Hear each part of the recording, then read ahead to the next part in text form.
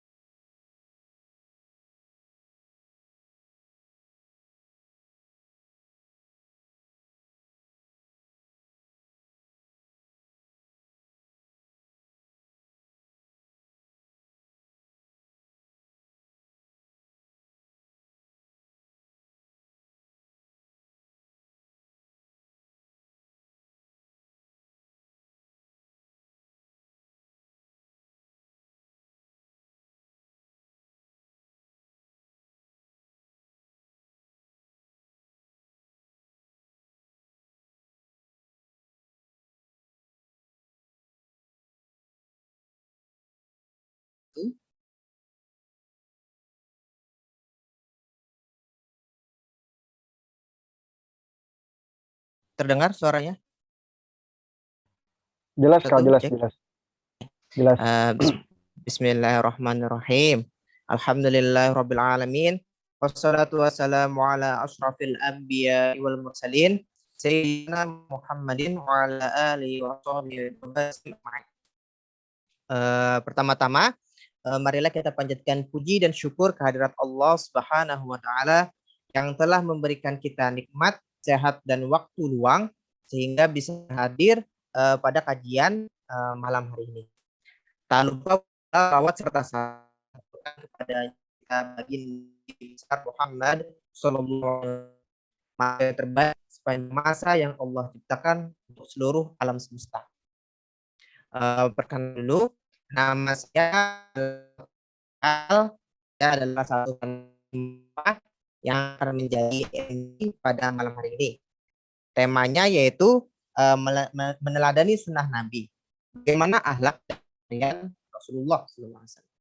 Nah, izinkan saya di sini untuk menyampaikan, membacakan beberapa runtutan pada malam hari ini.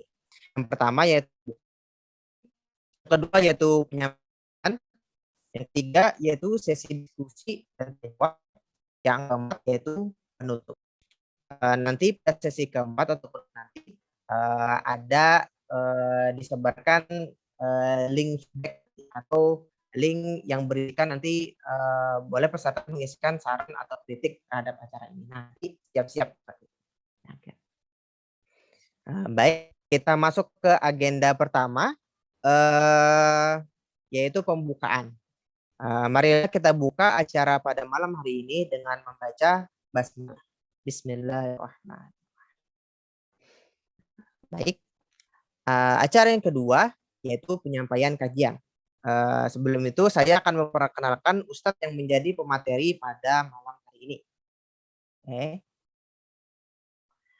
Nama panjang beliau adalah Ustadz Haji Muhammad Yusuf Arif LC.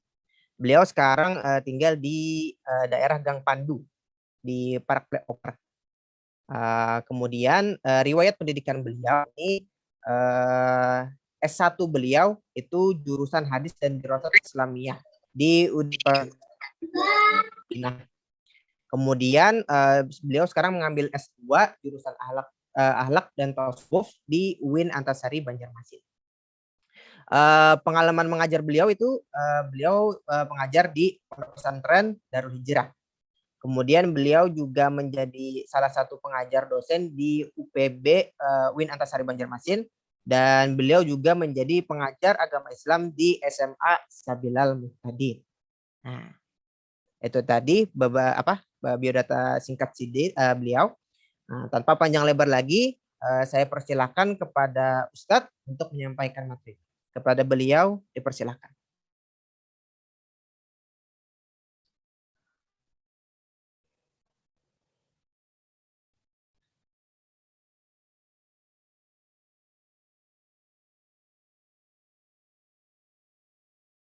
Tidak terdengar Ustadz. Mic-nya di mute, di on mute. Ini yang mic yang di HP on mute. Nah, ini. Cek, tes. Nah, jelas Kak. Dengaran.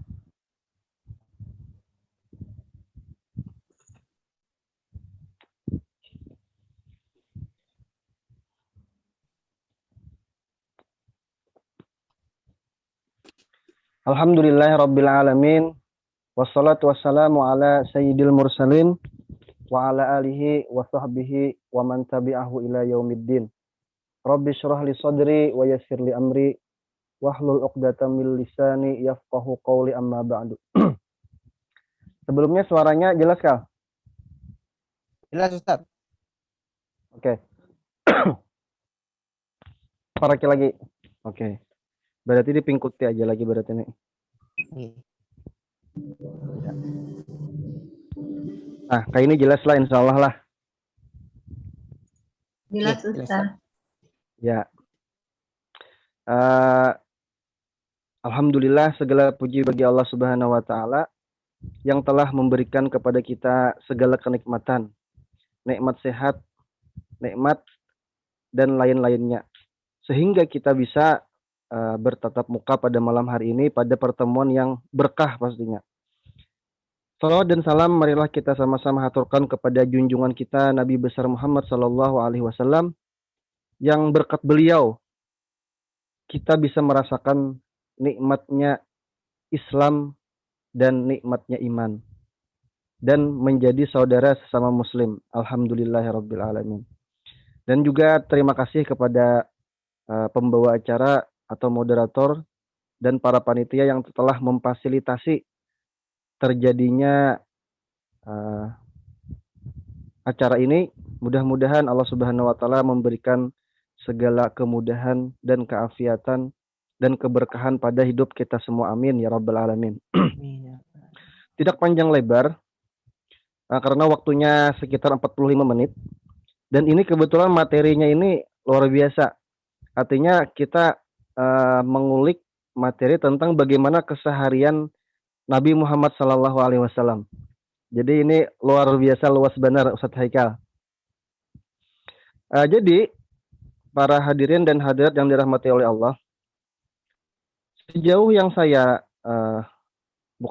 sependek yang saya baca tentang materi-materi, jadi paling tidak ada sekitar di sini saya akan membagi bahwa akhlak Nabi Muhammad sallallahu alaihi wasallam pada setiap hari beliau itu di sini saya bagi menjadi dua kategori. Kategori yang pertama, silahkan diperhatikan, adalah kategori tentang sifat pribadi Nabi Muhammad SAW. Tentang sifat pribadi itu yang pertama.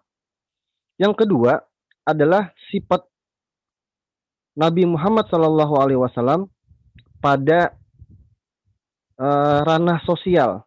Jadi kalau yang pertama tadi tentang diri pribadi Sidin, yang kedua adalah tentang pribadi Nabi pada sosial.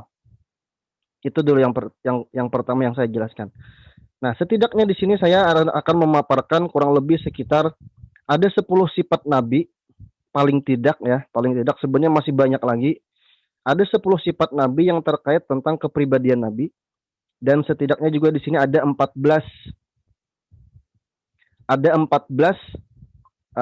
sifat Nabi yang terdapat di masyarakat. Jadi yang pertama terkait masalah sifat Nabi pada diri Nabi sendiri adalah yang pertama as-sidqu. Apa arti as-sidqu? As-sidqu artinya adalah jujur. Yang kedua al-karamu. Al-karamu ya artinya adalah pemurah. Kemudian yang ketiga al-adlu, yaitu Nabi bersifat adil. Yang keempat sifat Nabi adalah ar-rahmatu, yaitu kasih dan sayang. Yang kelima adalah al-hilmu was-sabru. Al-hilm artinya adalah rendah hati, lembut. Was-sabru adalah sabar. Kemudian yang keenam at-tawadhu, yaitu rendah hati.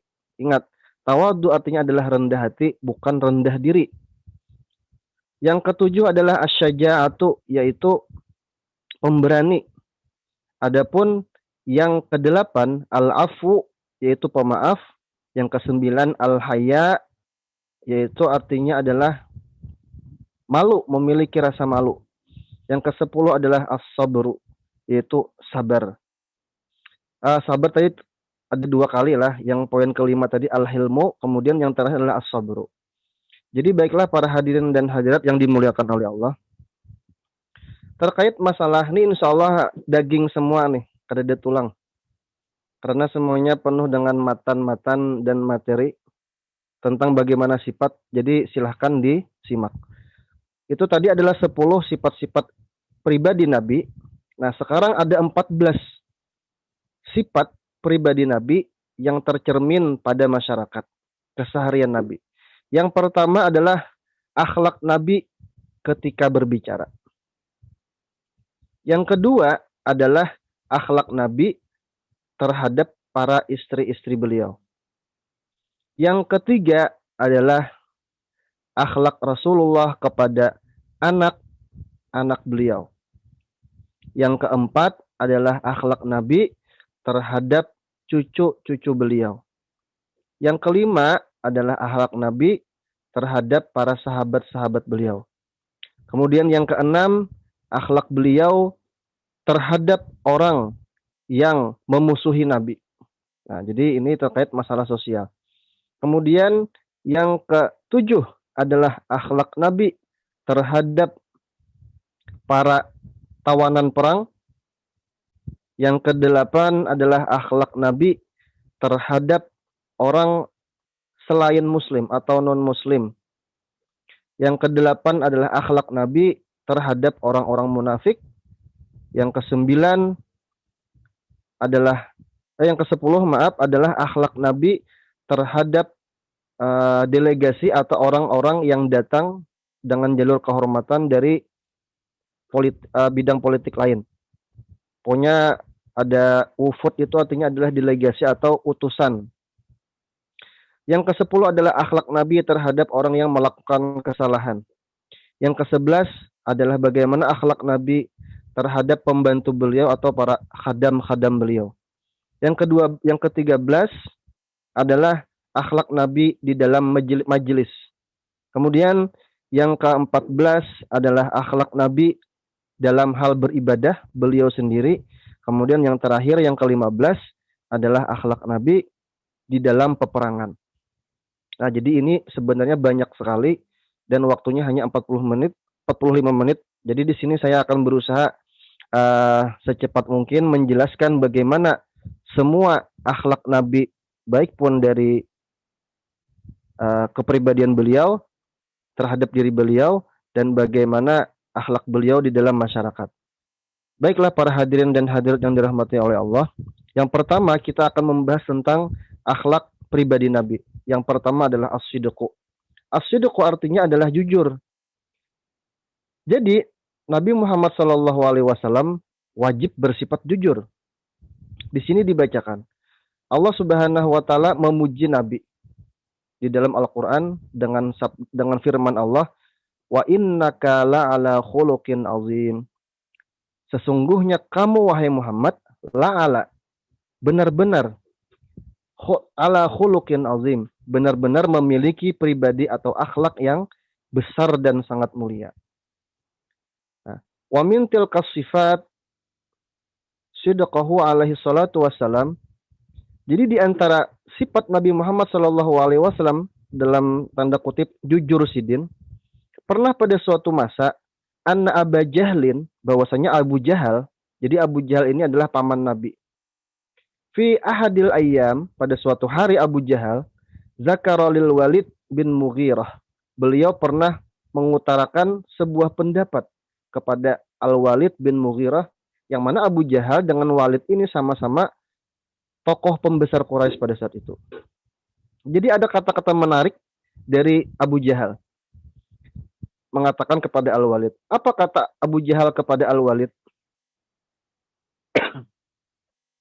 Kata Abu Jahal, anna Muhammadan, bahwasanya Muhammad sallallahu alaihi wasallam shadiqan fi da'watihi. Jadi Abu Jahal sebenarnya menganggap bahwasanya Nabi kita itu benar-benar jujur di dalam dakwah beliau. Artinya Abu Jahal mengakui kebenaran dakwah Rasulullah sallallahu alaihi wasallam.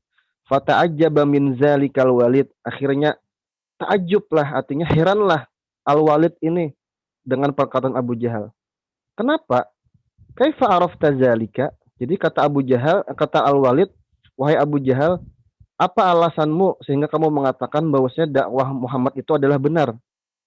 Jadi dijawablah oleh Abu Jahal, qad kunna nusammihi bis-shadiqil amin. Kami sebenarnya, ujar Abu Jahal, telah memberikan gelar kepada Muhammad dengan gelar as-shadiqul amin, orang yang jujur dan benar-benar dapat dipercaya. Wa huwa sabiyyun saghir, yang mana Muhammad pada saat itu kami beri gelar dia masih kecil.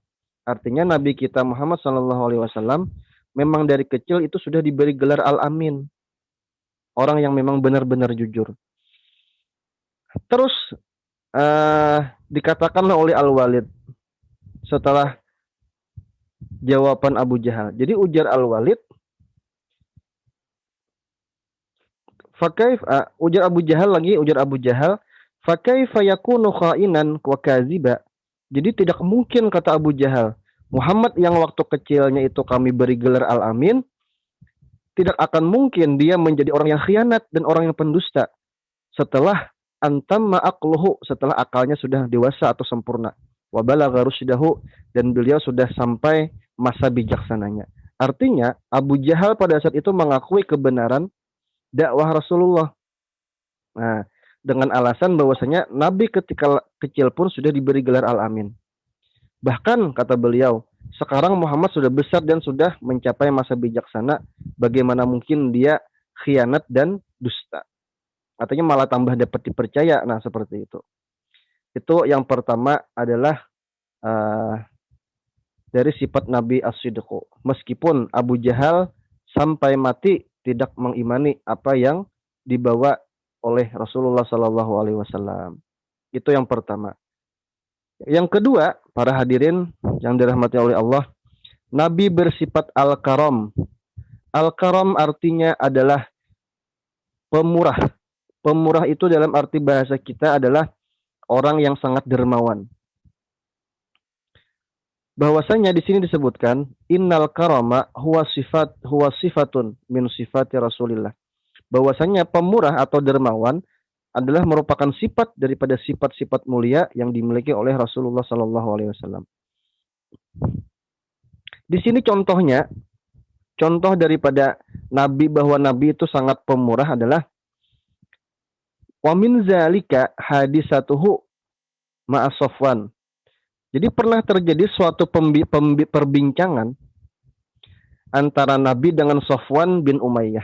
Jadi pada saat itu Safwan bin Umayyah, jadi Umayyah ini dulu sebenarnya dia adalah tokoh Quraisy, pembesar Quraisy, tetapi dan beliaulah yang dulunya memiliki Bilal. Jadi Bilal sebelum dibeli oleh Abu Bakar, tuan Bilal itu adalah Umayyah.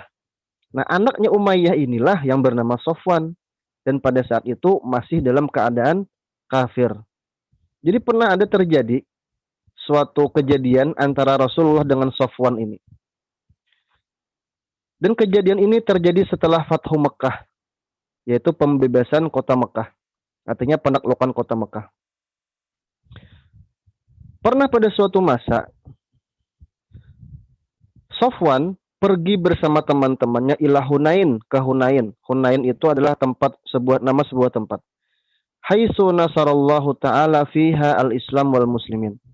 Yang mana pada peperangan Hunain di sana Islam mengalami kemenangan. Fa'ajada Rasulullah sallallahu alaihi wasallam ala Safwan bil kasir. Karena Nabi pada saat itu banyak mendapatkan ghanimah atau rampasan perang, harta bagian perang Nabi.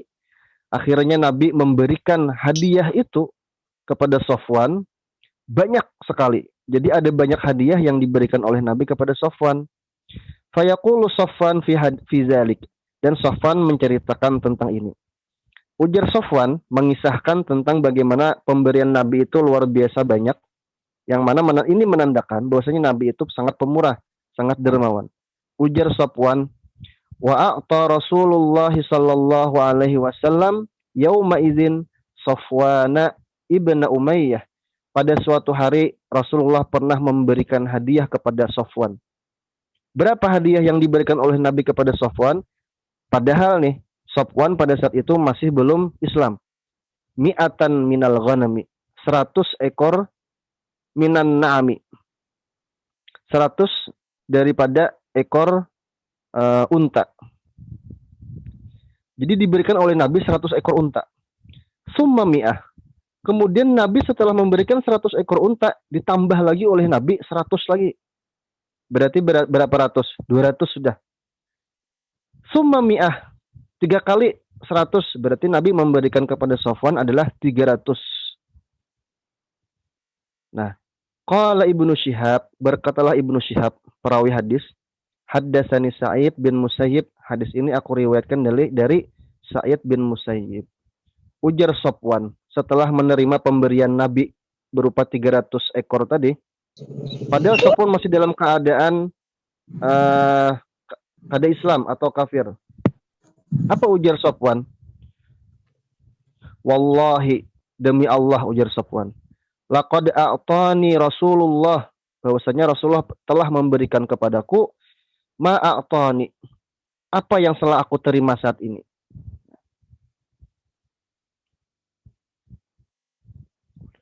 Wa innahu, sesungguhnya ujar Safwan, Rasulullah itu sebenarnya adalah la abghadun nasi ilayya, adalah orang yang paling aku benci di dalam hidupku. Jadi Safwan pada saat itu yang paling dibenci Safwan manusia di muka bumi adalah Rasulullah. Setelah Nabi memberikan 300 ekor unta, fama bariha yu'tini hatta innahu la ahabbun nasi ilayya. Setelah Nabi memberikan 100, kemudian 100, kemudian 100, hatta innahu, sehingga Nabi la ahabbu, menjadi orang yang paling aku cintai dari kalangan manusia. Dan artinya apa? Sifat pemurah Nabi itu kada tanggung-tanggung.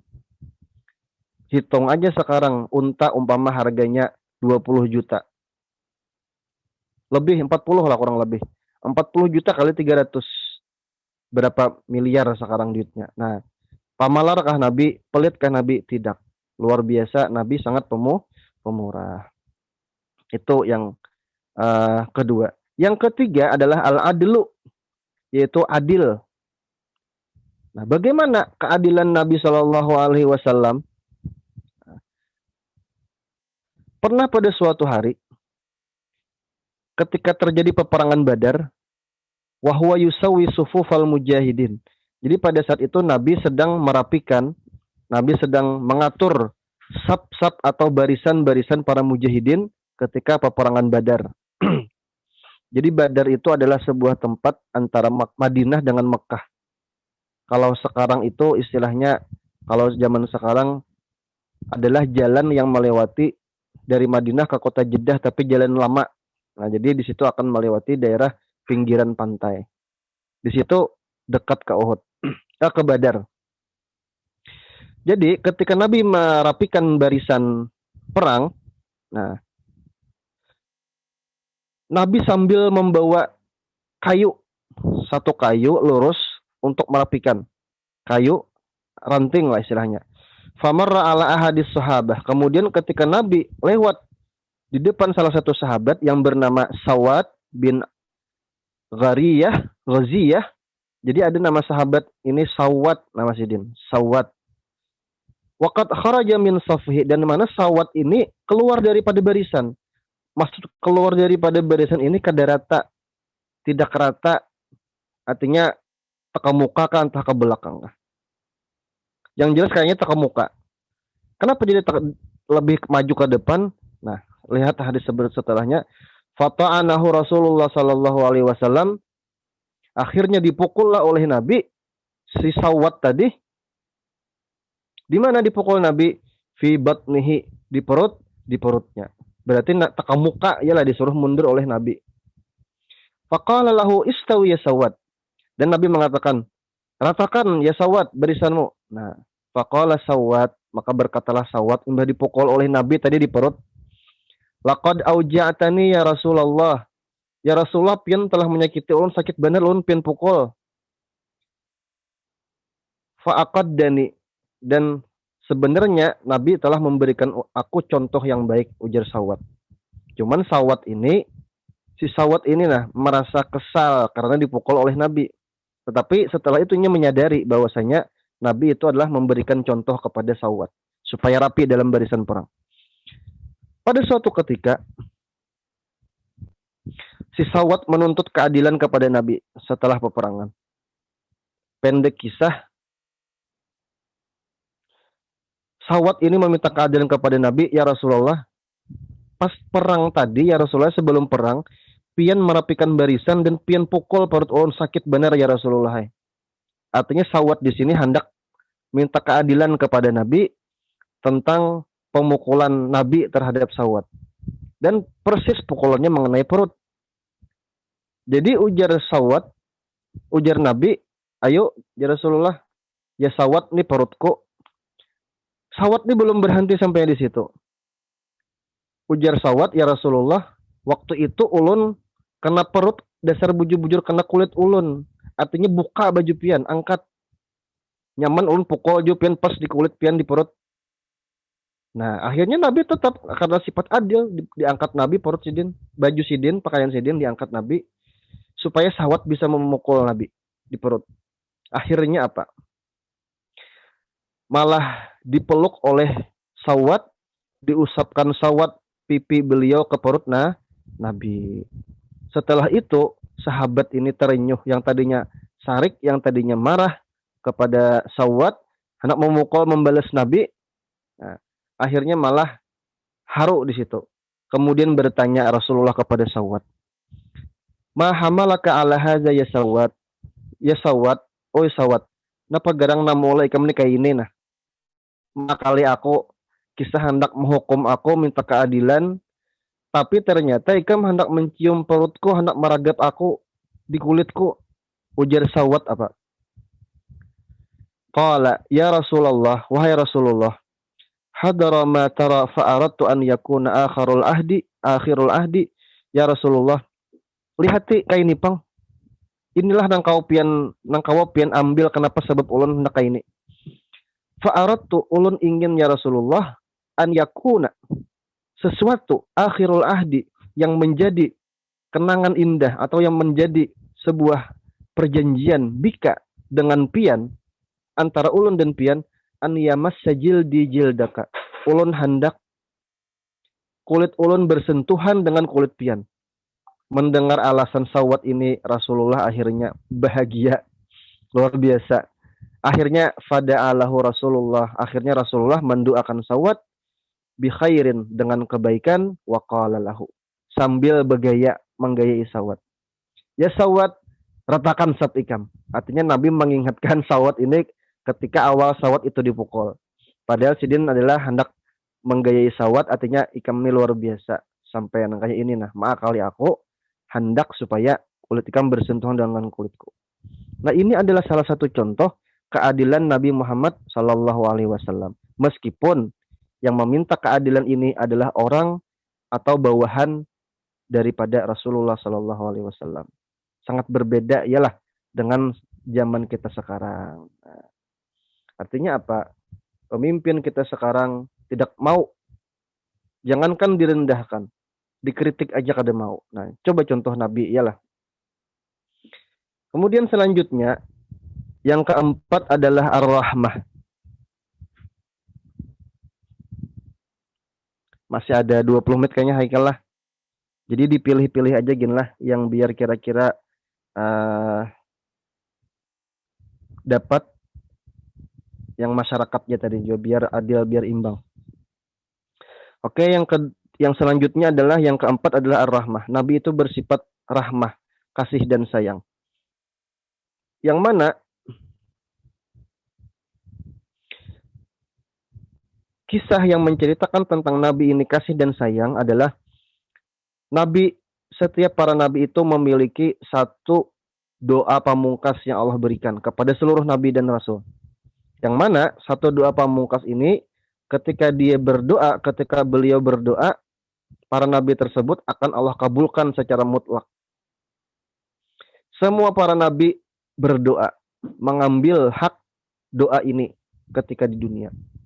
Akan tetapi Rasulullah Sallallahu Alaihi Wasallam sidin tidak lupa kada hendak nyaman seseorangan. Tapi apa? Doa ini dipakai sidin adalah untuk menyelamatkan umat sidin nanti ketika di akhirat. Kan? Coba pikirkan. Ganalnya cinta Nabi, kasih sayang Nabi kepada kita. Dan ini berlaku untuk seluruh umat Nabi Muhammad SAW. Sampai sidin 1400 tahun yang lewat, menggenang kita yang sekarang 1400 Hijriah sekarang. Jadi Nabi itu menggenang haikal. Nah, jadi kita aja lagi lawan Nabi kayak Pak. Itu adalah sifat kasih sayang Nabi. Kemudian akan dilewati, kita naik ke poin ke-7 yaitu asyaja'ah. Jadi terkait poin asyaja'ah, jadi Nabi itu pun bersifat syaja'ah. Di sini ada kisah heroik yang luar biasa tentang kisah yang mengisahkan bahwasanya Nabi itu dasar pemberani. Ini kisahnya. Jadi pernah terjadi pada suatu peperangan, ketika itu pasukan Islam dipukul mundur oleh para musuh. Dipukul mundur oleh para musuh. Kemudian melihat pasukan terpukul mundur dan akhirnya hampir menyerah, akhirnya Nabi berteriak kepada para sahabatnya. Nabi ini berkuciak sambil buka, mengalihkan kewaspadaan musuh supaya mengepung Nabi, supaya menyasar Nabi. Kalau pernah melihat film Korea, judulnya adalah The Admiral Roar, Auman Admiral, film Korea. Nah, itu persis gambarannya seperti yang Nabi ini, seperti Rasulullah SAW. Jadi ketika perang, Sidin buka seseorangan di tengah para musuh sambil berteriak kepada para sahabat, "Aku di sini ya Sidin." Seseorangan Sidin akhirnya melihat hal itu. Sahabat tadi yang tadinya lemah, yang tadinya merasa sudah patah semangat, mengapung Nabi, membantu supaya Nabi jangan dikeroyok oleh para musuh. Ayo pikirkan. Orang berani apakah kada ini? Orang berani luar biasa. Nah, jadi ini adalah kisah keberanian Rasulullah SAW. Selanjutnya ada tawadu, ada atau rendah hati tadi, ada al-haya, malu, ada sabar. Adapun kisah sabar Nabi ini kita sudah rancak mendengar ya. Selanjutnya, para hadirin dan hadirat yang dirahmati oleh Allah, kita akan masuk ke kategori kedua, yaitu bagaimana sifat Nabi di dalam masyarakat pada keseharian beliau. Yaitu akhlak Nabi ketika di dalam berbicara. Nah, ini penting. Karena kadang sekarang kita sebagai Muslim sering, jangankan kita secara umum lah, para ulama pun kadang-kadang sekarang sudah kehilangan arah atau sudah kehilangan patokan bagaimana mencontoh Nabi ketika berbicara. Jadi di sini bagaimana Nabi ketika berbicara? Lam yakun ka ghairihi minal basyari. Jadi Nabi itu tidak seperti kebanyakan orang ketika berbicara, banyak berbicara. Wa yasrudu, berbicara itu terus-menerus, tidak berhenti. Al-aksi faqad utiya alaihi salatu wassalam jawami'ul kalim. Dan luar biasanya lagi, Nabi Muhammad SAW Sidin itu tidak banyak bicara. Ibarat bicara, hanya bicara seperlunya, apa yang ditanya itu yang dijawab. Lain kita, iyalah kebanyakan kita. Ditakoni A, menjawab A, B, C, D. Hendak mengisahkan aja nih, hendak mengisahkan kejadian jatuh dari motor, gugur dari kendaraan. Aku pernah juga, aku suah juga tabah kendaraan. Hari apa yulah? Oh hari Kamis. Pas ingat iya hari Kamis juga pas aku lagi puasa Senin Kamis. Nah dikisahkan apa? Kisah gugur di sepeda motor. Tapi hendak disampaikan lagi adalah hari Kamis pas seratan puasa. Artinya apa? Ba'arai pada puasa. Nah itu Nabi kada kayak itu, jauh ya kada lah. Nabi itu apa yang ditanya itu yang dijawab. Apa yang memang perlu dibicarakan itu yang dibicarakan. Dan salah satu daripada mukjizat Nabi adalah Nabi diberikan jawami'ul kalim. Apa jawami'ul kalim? Jawami'ul kalim itu adalah sebuah istilah atau sebuah, kalau sekarang tuh quotes lah. Simple, singkat, padat, tapi luas maknanya. Nah, itu. Kemudian bagaimana Nabi ketika berbicara? Kalamuhu wadih. Bicara Nabi itu jelas. Lalu bisafihi, tidak ada terbata-bata. Yahfazu kalamahu min man yajlisu ma'ahu. Dan orang yang hadir bersama beliau mendengarkan pembicaraan Nabi pasti akan paham apa yang dibicarakan oleh Nabi, bahkan hafal. Mungkin kira-kira lah, mungkin kira-kira. Seperti contoh Habib Rizik. Coba aja dulu Habib Rizik itu aneh bukan aneh lain FPI lain lah. Cuman menangkap dari profil Habib Rizik, Sidin itu bila berpandir katanya jelas, lugas, tidak terbata-bata, titik dan koma, intonasi kapan harus turun, kapan harus tinggi, itu jelas. Jadi siapa yang tidak paham, yang kadang mengerti perkataan Habib Rizik, itu ada masalah berarti di otaknya, di penangkapan otaknya. Mungkin itu salah satunya lah, salah satu. Kemudian Nabi itu kana yu'idul kalimah salasa marratin hatta tahfadhu anhu wa tasbut. Jadi Nabi ketika berbicara kepada sahabat, khususnya terkait hal-hal yang memang itu harus diperhatikan sahabat, maka biasanya Nabi itu mengulangnya sebanyak 3 kali. Supaya apa? Supaya sahabat yang menerima pembicaraan ini atau wahyu, mungkin berupa wahyu, itu hafal. Kemudian lagi Nabi la yatakallamu illa in kana hunaka hajah. Nah, jadi Nabi itu kadang akan berbicara apapun diam Sidin ketika kada ada hajat. Nah, wattad'u ilal kalam, yang menyuruh Sidin untuk berbicara. Wa bizalika, nah maka karena itu ujar Sidin, Nabi itu adalah tawilus sukut. Banyak berdiam ketika di majelis. Nah, yang terakhir adalah poin-poin tentang bagaimana Nabi berbicara. Daiman ma yaftatihu hadisahu alaihi salatu wasalam bi zikrillahi ta'ala wa yakhtatimu bidzalika aidha. Nabi itu biasanya ketika ingin memulai pembicaraan, Sidin memulai dengan zikir kepada Allah atau bismillah atau Allah dan lain sebagainya. Dan menutup pembicaraan pun dengan mengatakan zikir kepada Allah atau wallahu a'lam. Nah, jadi itu adalah bagaimana bicaranya Rasulullah Sallallahu Alaihi Wasallam. Mungkin saya pernah sekali, sebenarnya bertemu berkali-kali, dan cuman baru menemukan sosok yang seakan-akan persis seperti ini ketika berbicara. Ada guru sebenarnya, beliau adalah guru, dan beliau berada di Bandung, tapi sudah almarhum. Nama beliau adalah Kang Raden Aas Rukasa. Persis seperti apa yang ada di poin-poin ini. Jadi mungkin itu adalah satu-satunya orang yang pernah saya lihat dan pernah saya temui yang semuanya itu mirip ketika berbicara seperti apa yang terdapat pada poin-poin ini. Itu adalah akhlak Nabi ketika berbicara. Selanjutnya, nah, bagaimana akhlak Nabi terhadap istri-istri beliau? Nah, di sini disebutkan bahwasanya Nabi Shallallahu Alaihi Wasallam yakhdumu nafsahu, beliau selalu dan terbiasa melakukan apapun dalam kepentingan beliau adalah, artinya kepentingan beliau itu dilakukan sendiri di rumah. Maksudnya apa? Kadang besusuruh tarus kepada bini. Artinya ibarat makan tuh bisa mengaur saurang.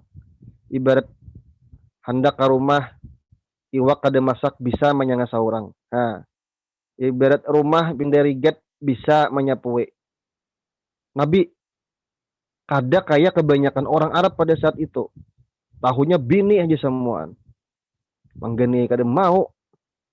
Nah, mengambil banyu secangkir aja tak bini. Paribasanya.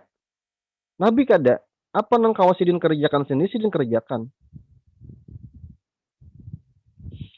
Jadi ujar Aisyah, waqad warada fi dzalika an Aisyah, pernah pada, dan Nabi melakukan hal itu, ujar Aisyah, fala yakunu aib'an ala ahadin. Tidak pernah merasa itu adalah sebuah aib ya Sidin. Karena ya biasa. Jadi pernah diriwayatkan oleh Aisyah, bagaimana ujar ada pernah seseorang bertanya kepada Aisyah, wahai Aisyah, bagaimanakah Rasulullah Shallallahu Alaihi Wasallam, apa yang dikerjakan Sidin di rumah Sidin? Jadi ujar Aisyah, kana basyara. Rasulullah itu ujar Aisyah adalah manusia sama jasa Aisyah, minal basyari, seperti manusia yang lain. Yufli saubahu. Sidin biasanya merapikan pakaian Sidin, wa yahlubu syatahu, dan Sidin pun biasanya memeras susu dari kambing Sidin dengan tangan Sidin seorang. Artinya apa? Caka ibarat wahini lah, ibarat wahini. Bata tapas mau aja laki. Boleh aja. Mandade tapasan boleh. Malipat tapasan bisa. Nah, nangka itulah pokoknya. Bemasak, membasuh baras bisa. Jangan saraba bini, yalah. Nah, artinya Nabi kadang memberatkan apa nang kau digawi Sidin seorang. Itu akhlak Nabi terhadap istri-istri beliau. Selanjutnya terhadap anak-anak Nabi. Nah, sudah jelas yalah bahwasanya Nabi Shallallahu Alaihi Wasallam itu ketika anak Sidin meninggal Ibrahim, Sidin menangis.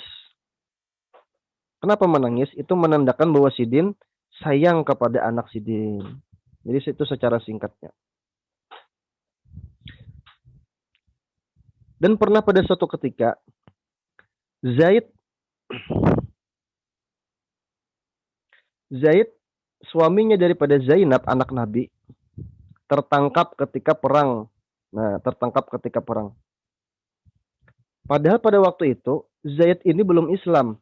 Zaid ini belum Islam dan Zaid ini adalah anak oleh Zainab ini adalah anak oleh Nabi. Belaki namanya Zaid, tapi belum Islam pada saat itu. Dan akhirnya tertangkap pada sebuah peperangan. Zainab ini Islam, anak Nabi ini Islam, sudah mengikut Nabi. Tetapi ketika itu mendengar suaminya si Zaid ini ditawan oleh pasukan muslimin, Zainab ini lalu mengirimkan sebuah kalung, yang mana kalung ini adalah ampun Zainab yang diberikan dari hadiah oleh mamanya Zainab, yaitu Khadijah, istri Nabi. Ya Rasulullah, ujar Zainab, ulun minta tolong antarkan kalung ini kepada laki ulun Zaid. Padahal dalam saat itu Zaid masih belum Islam. Mendengar seperti itu anak Nabi memohon kepada Nabi. Akhirnya ujar Nabi, wahai pasukan, bebaskan Zaid dan kembalikanlah kalung ini kepada Zainab. Artinya Sidin sayang kepada anak-anak Sidin. Kemudian kepada cucu. Nabi itu bagaimana dengan cucu? Nah, pernah pada suatu ketika cucunya Nabi, ketika Nabi sholat mengimami masyarakat sahabat pada saat itu, ada Umamah. Jadi Umamah ini cucu Nabi, anak daripada Zainab. Pas Nabi sholat, diangkat Nabi Umamah ini digendong Sidin. Ketika Nabi sujud atau duduk, diletakkanlah oleh Nabi. Nah, artinya apa? Nabi sangat cinta dan kasih sayang kepada cucu Sidin. Para hadirin yang dimuliakan oleh Allah, selanjutnya adalah bagaimana sifat Nabi terhadap sahabat. Nah, jadi pernah pada suatu ketika, ketika terjadinya perjanjian Hudaybiyah. Perjanjian Hudaybiyah itu adalah perjanjian yang pada zahir, yang pada tampak keluar kesepakatan itu merugikan kaum muslimin. Dan sebaliknya menguntungkan kaum kafir Quraisy di Mekah. Tetapi Nabi pada saat itu menyetujui perjanjian Hudaybiyah yang diajukan oleh orang Quraisy. Akhirnya Nabi mengalami berbagai macam instruksi dari para sahabat. Caka ibat ketahui, ya Rasulullah, kenapa pian kayak itu?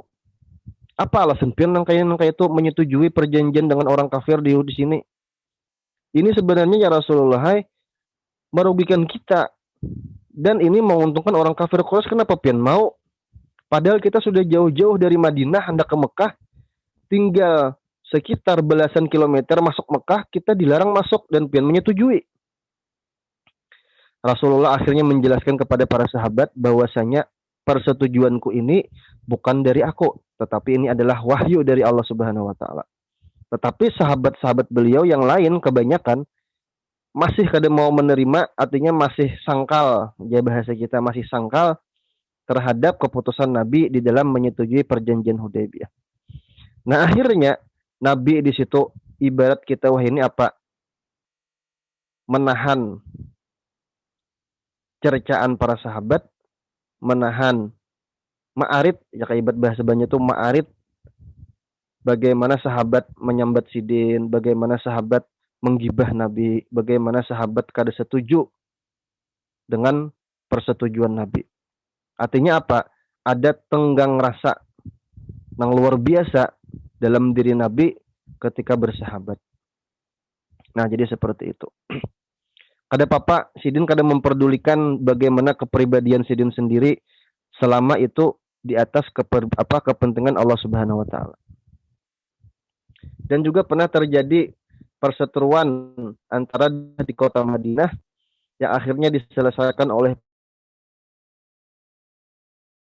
yang membela penduduk Madinah. Nah, kemudian berapa menit lagi Haikal? 3 menit ya. 05. Aku carikan yang Ghairul muslimin lah. Artinya bagaimana Nabi terhadap akhlak Nabi terhadap orang-orang non muslim, biar ini menjadi pamungkasnya. Nah, jadi akhlak Nabi terhadap orang-orang non muslim seperti apa? Nah, supaya kita jangan sampai salah tanggap dan juga jangan sampai kelebihan tanggap. Jadi seperti Nabi, bagaimanakah Nabi bermuamalah atau memiliki akhlak dalam sosial sidin terhadap orang-orang selain Islam.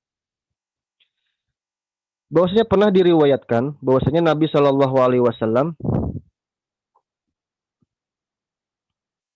Nabi yang seperti kita ketahui sidin ada memiliki hutang, ialah artinya Nabi itu pun adalah manusia yang mana sidin pun bisa memiliki hutang, ialah karena keperluan untuk sehari-hari atau bahkan untuk keperluan agama sosial.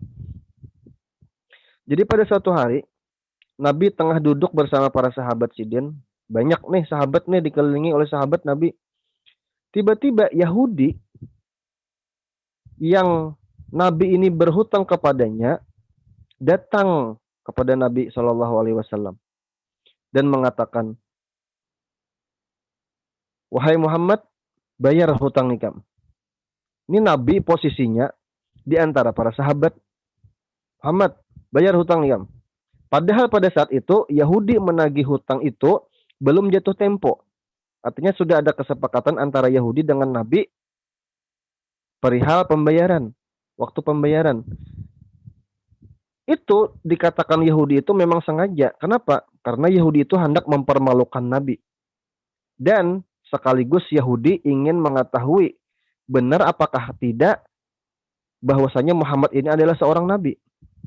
Karena Yahudi mengenal betul bahwasanya di kitab-kitab Yahudi mengenal betul bahwasanya yang namanya nabi, seorang nabi atau seorang rasul yang dijanjikan oleh Allah itu akan datang, itu akan bersifat hilim, lemah lembut, al-afu, pemaaf, kemudian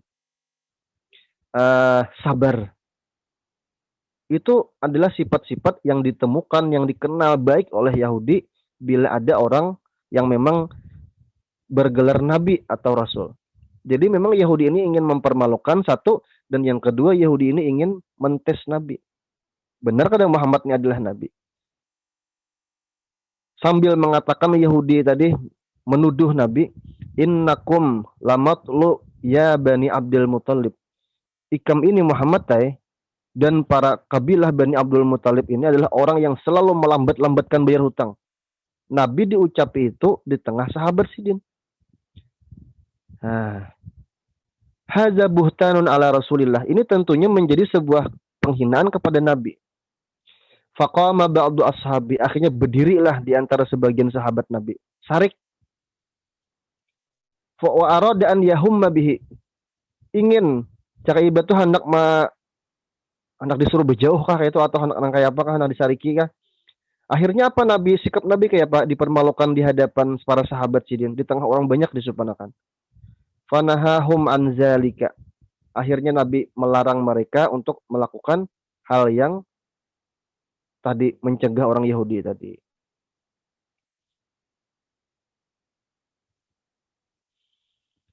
Wa ma zadahu zalika illa hilma. Tidak ada sesuatu apapun yang keluar atau yang dilakukan oleh Nabi kecuali semuanya adalah al-hilm.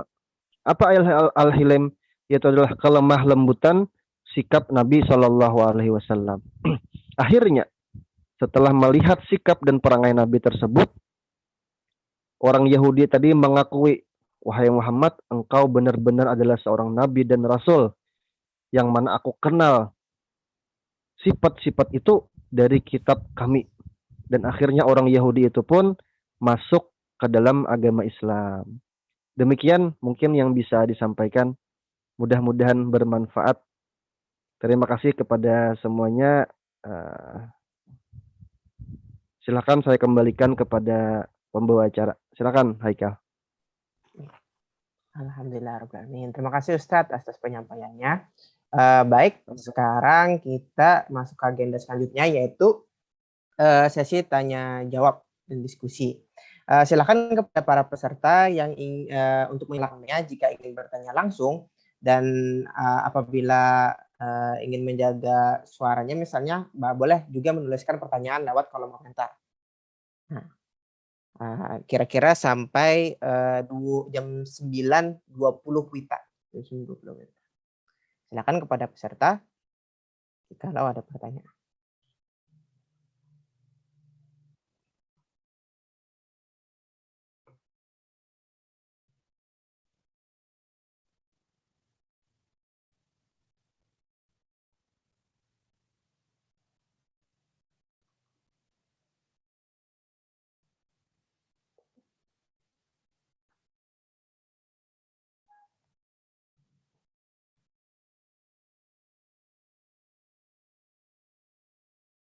Silahkan. Di sini tadi ada pertanyaan Mas Ustadz lewat ini chat ulun secara pribadi tadi. Mungkin kada mau ditampilkan namanya. Ini pertanyaannya. Bagaimana kita mengenalkan Nabi Muhammad kepada anak-anak kita? Tanya. Bagaimana Ustadz jawab? Ya. Bismillahirrahmanirrahim. Terima kasih kepada yang bertanya. Ini selamat juga diucapkan kepada, ini ada Ustadz Abu Syafiq Faik. Jadi beliau ini Ustadz sebenarnya yang berkamuflase menjadi hadirin. Jadi terima kasih sebelumnya kepada yang bertanya, bagaimana sikap kita ingin mengenalkan akhlak Nabi kepada anak-anak kita. Ini luar biasa. Jadi sebenarnya ada banyak cara para ibu-ibu dan para bapak untuk mengenalkan bagaimana sifat-sifat mulia yang dimiliki oleh Rasulullah Sallallahu Alaihi Wasallam. Maaf tadi kada jelas kayaknya lah. Yaitu ada banyak cara sebenarnya. Yang pertama, bercerita. Artinya kalau mama atau abahnya kada bisa berkisah tentang Nabi, silahkan banyak aja cerita, nukar buku kisahnya kah, apalagi sekarang ada buku-buku bergambar, banyak sebenarnya. Kemudian yang tidak kalah penting, yang paling utama adalah menerapkan. Jadi ayah dan bunda itu menerapkan bagaimana akhlak yang baik supaya akhlak itu bisa ditiru oleh anak tersebut. Jadi ada banyak kisah sebenarnya, ada banyak cara, bisa dengan cerita, bisa dengan menonton kartun, dan lain sebagainya. Tetapi yang paling terpenting tadi adalah bagaimana kita memberikan contoh kepada anak-anak kita dengan sifat-sifat yang baik yang ada terdapat pada diri Rasulullah Sallallahu Alaihi Wasallam. Itu aja.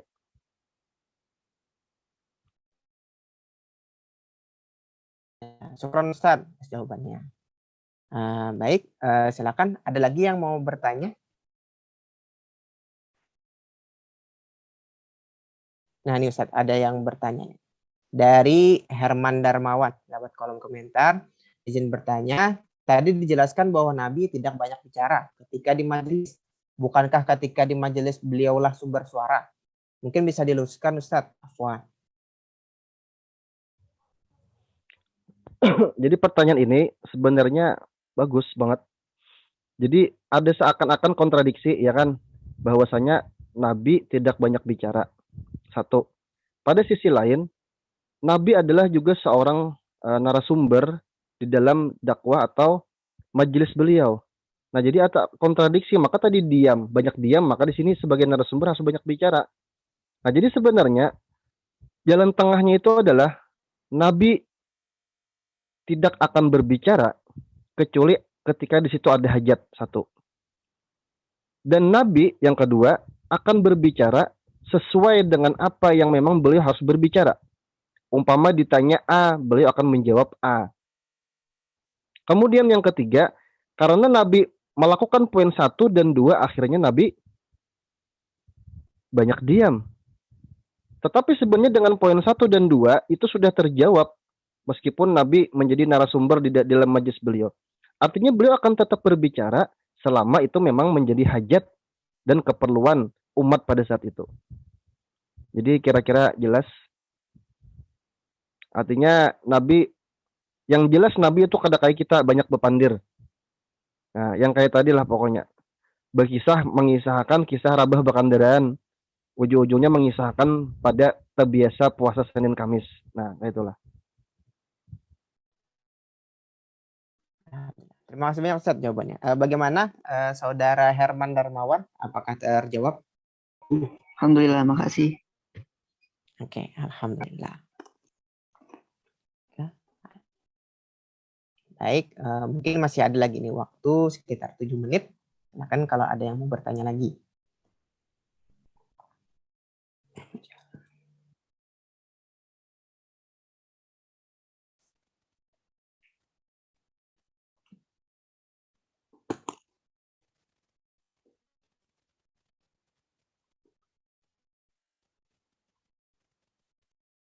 Nah, ini ada lagi Ustaz. Dapat pertanyaan langsung nih dari salah satu teman ulun. Afan katanya, bagaimana cara agar kita dapat menjalankan sunnah Nabi secara konsisten? Silakan Ustaz. Bismillahirrahmanirrahim. Ini pertanyaannya simpel tapi susah menjawabnya. Bagaimana caranya supaya kita bisa menjalankan sunnah Nabi secara konsisten? Oke, jadi ini sebenarnya ada rangkaian-rangkaian. Ada beberapa rangkaian supaya kita bisa menjadikan menjalankan atau mengamalkan sunnah Nabi secara konsisten. Jadi ini ada tahapan-tahapannya. Kada bisa langsung tiba-tiba mendengar ceramah, kemudian ini poin-poinnya, kemudian kita langsung bisa istiqomah, kada bisa. Kebanyakan kada bisa.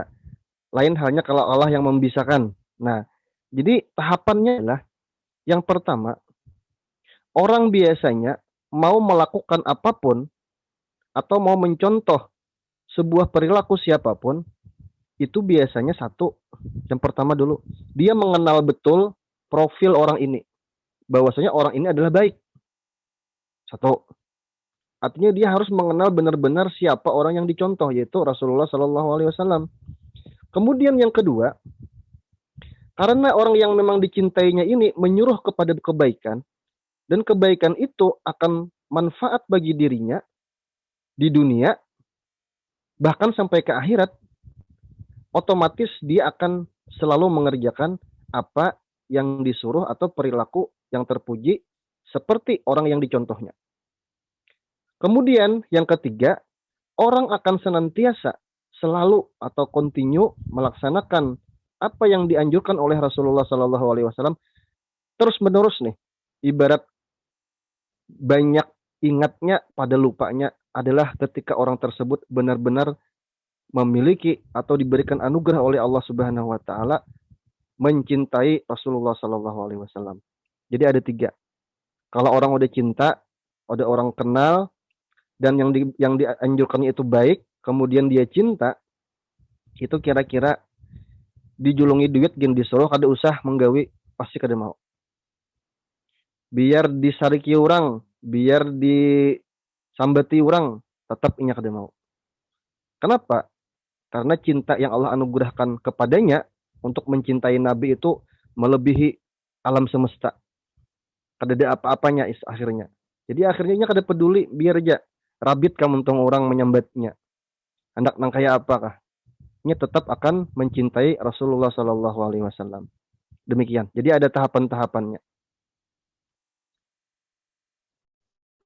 Alhamdulillah. Terima kasih banyak Ustaz jawabannya. Nah ini ada terakhir lagi kayaknya setelah di terakhir ini dari Bapak Abu Syafiq Faik nih. Nabi itu bisa bercanda dengan sahabat. Bagaimana kalau kita suka bercanda? Apakah itu bisa dikatakan ngikutin sunnah? Silakan Ustaz. Terima kasih Ustadz sudah menambah beban ini. Jadi terima kasih sebelumnya Ustadz Abu Syafiq. Sidin ini luar biasa. Lama tak bertemu ya lah. Jadi ujar Ustadz Abu Syafiq tadi. Apa tadi Kal? Nabi itu suka bercanda gitu kan dengan para sahabat gitu. Apakah ketika kita suka bercanda itu termasuk ngikutin sunnah? Oke, ini mohon maaf sebelumnya kepada Ustadz Abu Syafiq. Jadi Nabi itu suka bercanda. Sebenarnya suka itu mengandung intensitasnya tuh banyak, artinya rancak atau sering. Jadi yang saya tangkap itu sebenarnya Nabi itu boleh bercanda, tetapi kadar rancak bercanda. Nah, itu satu dulu yang pertama. Kenapa demikian? Karena dari berbagai kisah Nabi memang bercanda, tapi kadang kebanyakan canda yang kayak kita. Nah, kalau kita ini biasanya banyak bercandanya aja lah. Sabatik, dua batik, pandir, mahalabio, sudah. Nah, kalau Nabi kada. Tapi memang Nabi orangnya humoris. Apalagi kalau Nabi itu di kalangan sahabat sampai gigi geraham Nabi itu nak kelihatan tekurihing sahabat tuh senang benar sudah. Artinya apa? Opini yang tertanam di dalam sahabat bahwasanya Nabi itu banyak serius, banyak diam, itu memang sudah melekat. Berarti Nabi memang tidak suka bercanda. Artinya tidak banyak melakukan, artinya intensitas bercanda Nabi itu kada banyak. Menjawab seadanya, berbicara seperlunya, tetapi bisa aja sidin bergaya. Nah, jadi ada perbedaan antara Nabi suka bercanda dengan kita yang suka bercanda. Dan Nabi itu biasanya ketika bercanda, nih biasanya lihat aja riwayat-riwayat yang menyatakan ketika Nabi bercanda, itu biasanya Nabi ketika bercanda itu hendak membangun sebuah keakraban yang luar biasa. Dan ingin membangun atau ingin meruntuhkan perbedaan di antara sahabat pada saat itu. Jadi biasanya bercanda. Pada suatu kasus kan Nabi yang hendak menjual sahabat. Ada kan sahabat, biasanya sahabat ini kan memang sahabat nih miskin, termasuk dalam golongan orang miskin. Bilanya ke Mekah bilanya ke Madinah pasti menemui Nabi. Berharap Nabi ini memberikan apakah hasilnya. Jadi pas pada suatu ketika Nabi keluar dan sahabat tadi datang ke rumah, dipadahkan bahwasanya Nabi sedang keluar. Akhirnya inya ke pasar lah berjualan. Pas di pasar, Nabi ini begamat mulai belakang, nang kayana orang nang mau unjai itu, ditangkap Nabi, dipingkutin Nabi, ditutup Nabi matanya. Siapa hendak budak, Presiden aku jual murah nah. Nah, artinya apa? Nabi di sini hendak menyesuaikan, hendak memberikan sebuah keakraban suasana atau ingin membongkar adanya perbedaan status antara Nabi dengan para sahabatnya. Jadi biasanya ini akan menghibur Nabi, menghibur sahabat tersebut gitu, supaya membangun kepribadiannya kah, membangun mentalnya kah, dan ini menyimbolkan adalah sebuah simbol yang luar biasa. Itu adanya persamaan di dalam sesama Muslim. kita yang beriman kepada Allah Subhanahu wa taala. Jadi seperti itulah.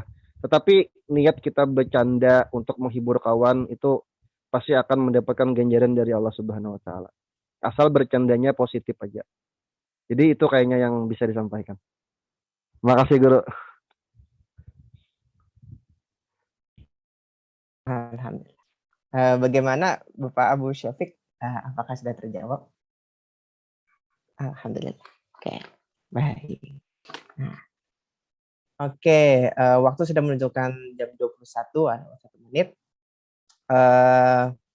Terima kasih banyak Ustadz atas segala jawabannya tadi dan juga dari pertanyaan-pertanyaan para peserta. Alhamdulillah cukup menantang beliau untuk menjawab. Semoga dengan banyaknya pertanyaan dan jawaban beliau tadi kita bisa mengamalkan ilmu yang kita dapatkan pada malam hari ini. Amin, amin ya rabbal alamin. Nah, oke. Terima kasih Ustaz. Selanjutnya nanti kita masuk kepada penutup acara. Nah, sebelum itu ulun persilakan ini para tim untuk mengirimkan link feedback dan dimohon kepada peserta untuk mengisi link feedback tersebut. Nanti ada di kolom komentar yang insya Allah nantinya akan menjadi bahan evaluasi kami nantinya kan karena kan acara ini masih jauh dari kata sempurna. Nah, nanti dipersilakan sambil diisi. Sambil juga nih ulun coba simpulkan lah kegiatan pada malam hari ini. Tadi itu dengan tema meneladani sunnah Nabi Sallallahu Alaihi Wasallam, bagaimana akhlak dan keseharian Rasulullah SAW. Nah tadi Ustadz Yusuf tadi membagi menjadi 2 kategori. Yang pertama yaitu ada sifat pribadi Nabi Muhammad SAW, yaitu ada 10. Kemudian ada 15 sifat beliau terhadap sosial. Tadi yang beliau bahas itu 10 sifat pribadi tadi. Yang pertama yaitu as-sidik, yaitu jujur. Kemudian al-karam, pemurah, al-adl, yaitu adil, ar-rahmah, kasih sayang, dan as-syaja'ah, yaitu pemberani. Ada 5 tadi yang dibahas karena keterbatasan waktu. Mungkin yang lain-lainnya itu sudah dibahas atau sering dibahas di kegiatan-kegiatan di luar.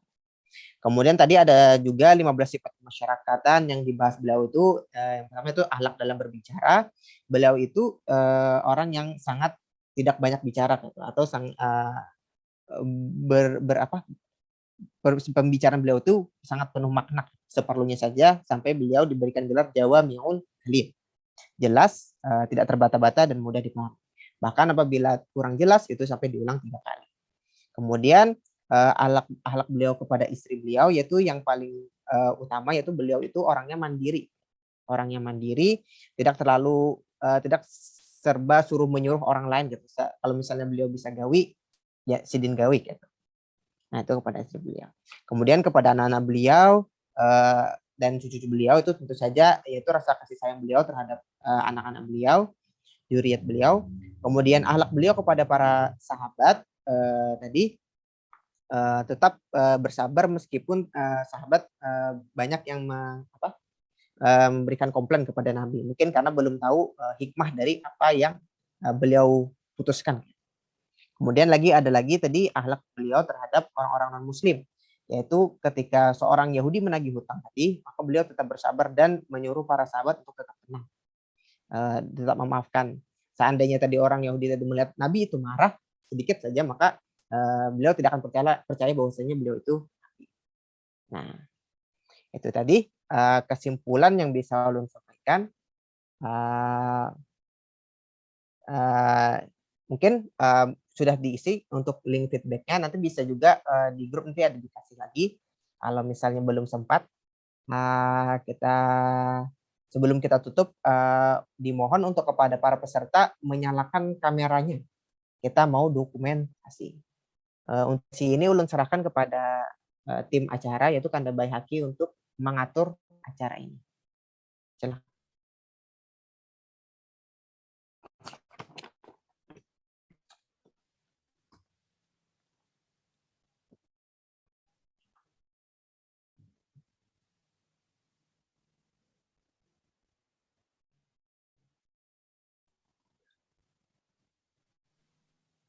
Oke, baik. Ulun hitunglah. 1, 2, 3. Iya, sudah. Terima kasih. Oke, alhamdulillah sudah ada dokumentasinya. Oke. eh